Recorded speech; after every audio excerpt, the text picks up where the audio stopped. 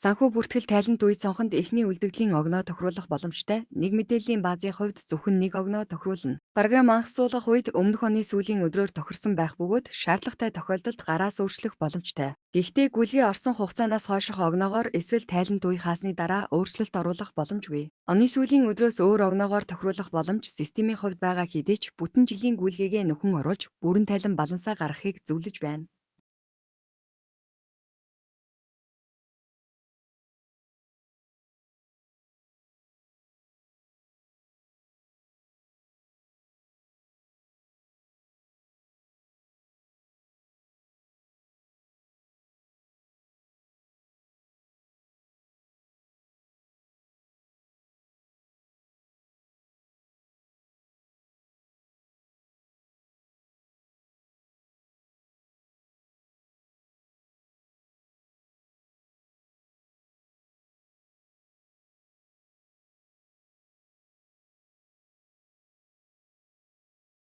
Танд амжилт хүсье.